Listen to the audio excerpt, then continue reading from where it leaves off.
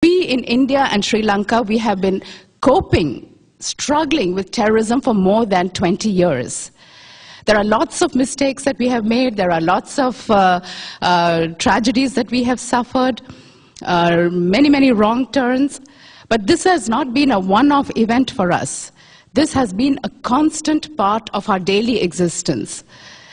And what I would like to talk about are some of my experiences and reflections on the basis of having covered terrorism right from the time it was born in my part of the world. I happened to enter journalism in 1979, which was around the time that problems were festering in Punjab, in Sri Lanka, and of course in a couple of years they became full-fledged terrorism. And having witnessed the birth, the rise, and the kind of trajectory that terrorism takes, it is with a sense of dismay that I see a certain similar pattern. The causes that lead to the rise of terrorism and the trajectory tragically seem to be quite similar. I'm not a historian, I'm not a scholar. My understanding of terrorism is purely empirical. What I have seen by going into areas and living with people, both the terrorists as well as the government, with the ordinary villagers, in places like Punjab, in places like Kashmir and Sri Lanka and Afghanistan. My understanding, as I mentioned, is only from what I have gathered from the field. And I have come to that conclusion, and this I've seen in Punjab and Kashmir and in Sri Lanka, that terrorism stems from a sense of grievance.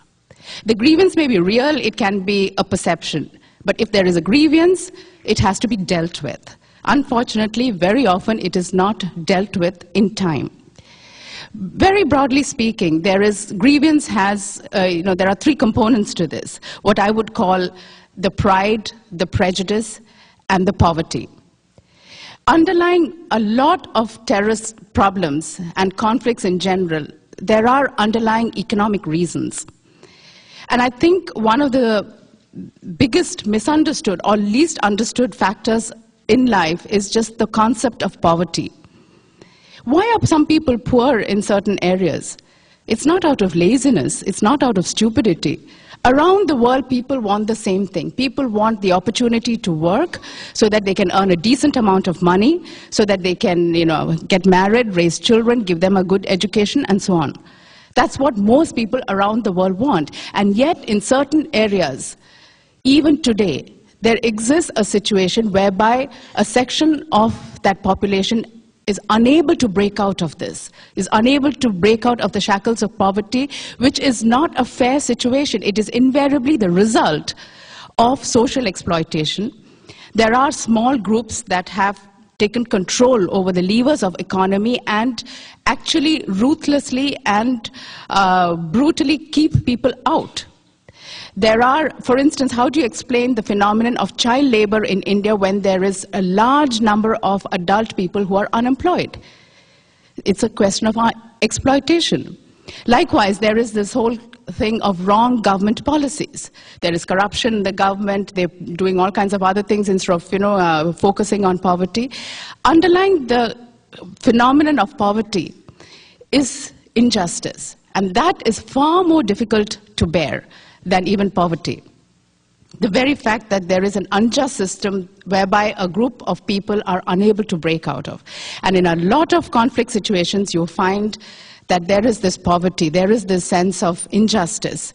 And a large section of the so-called cannon fodder of terrorism come from this strata, a section of youth who feel that they have nothing to lose. You would not believe it, in Punjab there was a time when the youth could be recruited into terrorist organizations by just promising them a pair of jogging shoes. That's all it took. So therefore, there is this, one aspect of this is the poverty, the injustice, and the disparity. Then you have this phenomenon of prejudice. There is a group of section, again in society, that indulge in hate propaganda, who are bigoted.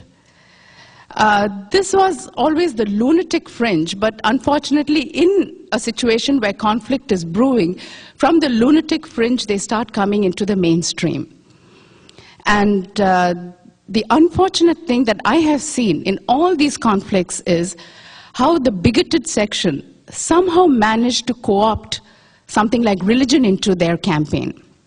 No religion in the world talks of hatred and violence, but in every such conflict situation, every such terror situation, there is a tendency to misuse religion and use religion as a rallying force to get the support of the community. So they hide behind ethnic identities or religious identities, but precisely because this is a very powerful, compelling, and emotional rallying factor. One of the most unfortunate things that I have seen as a common factor in the terror situations that I have covered is the role played by the clergy. One would think that the clergy is there to talk about religion, to propagate the ideals, the universal values that every religion espouses.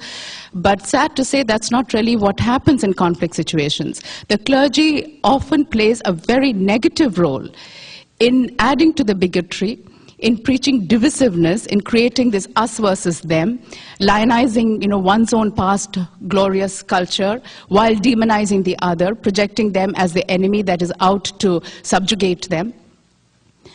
And very often you find that the clergy does this to harvest souls. It is their way of retaining control and power over their people. The unfortunate thing is that in very many situations, the establishment plays a very collusive role. They support this. Only again, as much as the clergy wants to harvest souls, the politicians want to harvest votes. So this is one way that they use religion or ethnic identities to polarize the communities and thereby get their communities' votes. But this is a very dangerous and divisive thing that has happened, and it is a common factor that I find in these situations. And then there is the pride factor. Yes, there are very poor people, young boys and girls who are drawn into terrorism.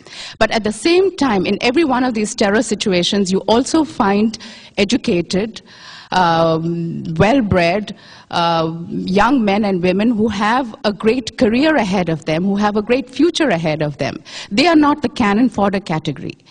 The reason why they get attracted to terrorism, are often seduced by terrorism, is because their pride has been wounded.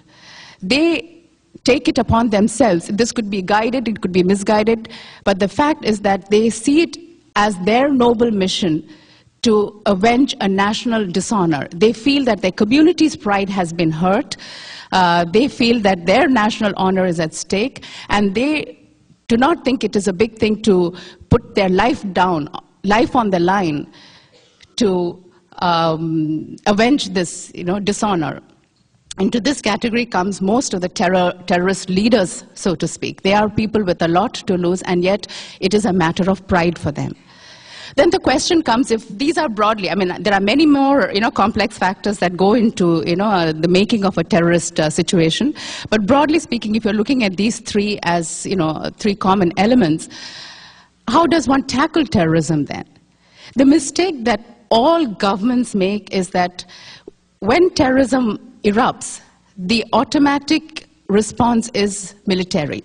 You militarily try to crush terrorism.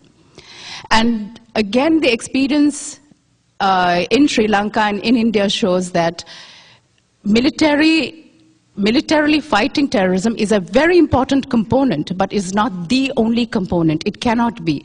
You have to have a holistic approach to dealing with terrorism. So on the one hand, if you're talking in terms of the poverty factor, the economic reasons, there has to be a crying need for good governance in these areas. Today, what is as intolerable as poverty is the question of injustice and disparity. And this is where globalization comes in. Why has globalization become such a powerful, why are there all these protests against globalization?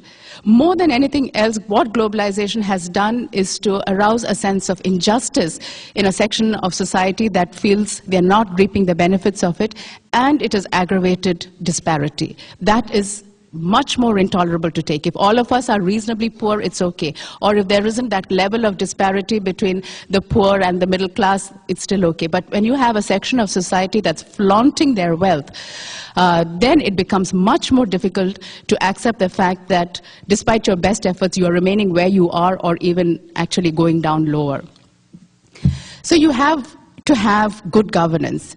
Governments have to deal with issues like education, employment, healthcare. And today, again, thanks to globalization, to internet, to satellite television, jet travel, people know what is happening around the world. People are much more educated than they were before and much less patient and tolerant about injustices and disparities. So therefore, governments have to tackle this at an economic level, have to provide jobs and security for their people, and create a situation whereby people have too much to lose if they take to violence. Only then can you have a proper antidote to this phenomenon.